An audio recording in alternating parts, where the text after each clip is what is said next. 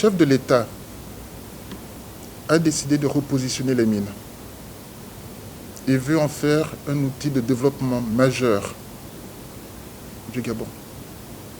Et certaines des choses qui aujourd'hui sont rentrées dans le quotidien à Komilog, à Mwanda, dans l'Otogoué, une partie de l'Ogoué Lolo et de l'Angounié doivent devenir la norme dans le reste du Gabon. Donc, on part de quelque chose que l'on a déjà développé ailleurs. Comment est-ce que ça, on l'étend dans les autres provinces? Voici les choses que j'aimerais que l'on retienne. Parce que aujourd'hui, comme l'autre nous a montré l'exemple, mais nous avons des mastodontes également qui arrivent. Banyaka arrive. Evindo Aron arrive. On a d'autres entités minières qui arrivent. On ne va pas partir de zéro. Il faut qu'on s'appuie sur ce qu'on a déjà fait. Et ça, en général, ça va faire partie de votre feuille de route. Comment est-ce qu'on s'arrange pour que le Gabon devienne la première puissance minière de la sous-région? Être une puissance minière ne signifie pas nécessairement exploiter le plus. C'est également créer le maximum de valeur pour les actionnaires, mais aussi pour les populations, mais aussi pour le pays. Donc il y a tous les éléments de développement, d'accompagnement que l'on voit et que l'on développe du côté de Mwanda qui doivent devenir la norme sur l'ensemble du territoire. Ça va mener à plus de coopération, à plus de collaboration. Ça va mener à plus de transparence, à plus d'ouverture.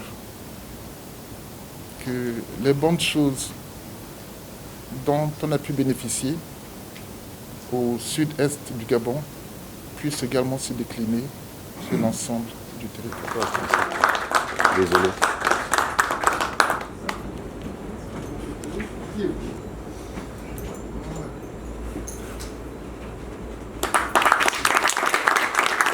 À cet instant précis et solennel, je voudrais vous prier, Monsieur le ministre, de bien vouloir transmettre ma très chère, respectueuse gratitude à cet homme, à ce grand homme, le général Brice Clotaire Oligui Nguema, président du comité de transition pour la restauration des institutions, CTRI, président de la transition, président de la République, chef de l'État.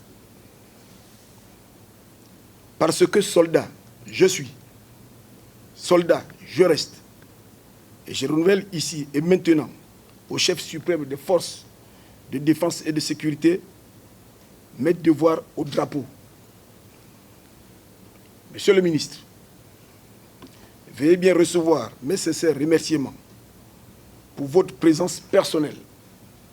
Présence qui atteste de l'intérêt et de l'attention que le gouvernement de la République accorde à ce fleuron national qu'est la Komilog, dont la contribution au développement économique, à la cohésion sociale et au brassage des cultures est remarquable.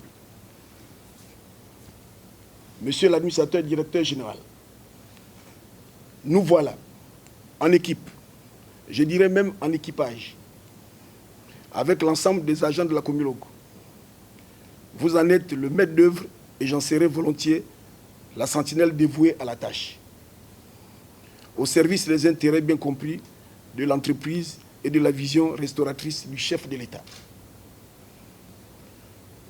Monsieur l'administrateur directeur général, avant ce jour qui nous réunit, je vous ai lu avec plaisir en parcourant la documentation de la société. Je cite: « Nous sommes engagés dans une démarche de producteurs responsables, vertueux, grâce à l'expertise de nos salariés et de nos partenaires sous-traitants, ainsi qu'au soutien de l'ensemble des parties prenantes. » Fin de citation. Cette profession de foi est la vôtre. Elle est désormais la nôtre. En effet, non seulement je l'aurais coprononcé avec vous, Mais surtout, j'entends la porter, la partager et la promouvoir avec vous. Et nous le ferons d'autant mieux que c'est la cadre avec le plan national de développement pour la transition, PNDT, impulsé par le chef de l'État et lancé le 27 mars dernier par le Premier ministre de la transition, chef du gouvernement. Il s'agit en particulier des piliers du développement des infrastructures stratégiques, de l'intensification de la stratégie, de diversification de l'économie et du développement social inclusif. Ainsi, tout en nous réjouissant des résultats considérables obtenus ces dernières années à la faveur d'un partenariat public-privé, gagnant-gagnant, la Comilogue devra poursuivre l'effort collectif dans l'esprit de la restauration des institutions pour la consolidation des acquis et la maîtrise des nouveaux enjeux par l'innovation et par la résilience. C'est pour moi, en toute humilité, l'occasion de rendre hommage aux équipes dirigeantes successives qui ont su apporter leur pierre à l'édifice et qui savent, comme les soldats au front, que sur le chantier de la République, les ouvriers se relaient sans cesse.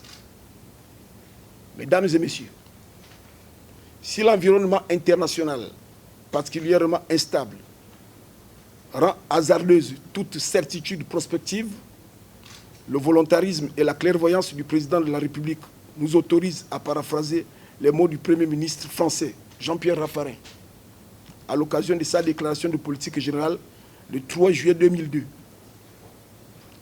La pente est forte, mais la route est droite.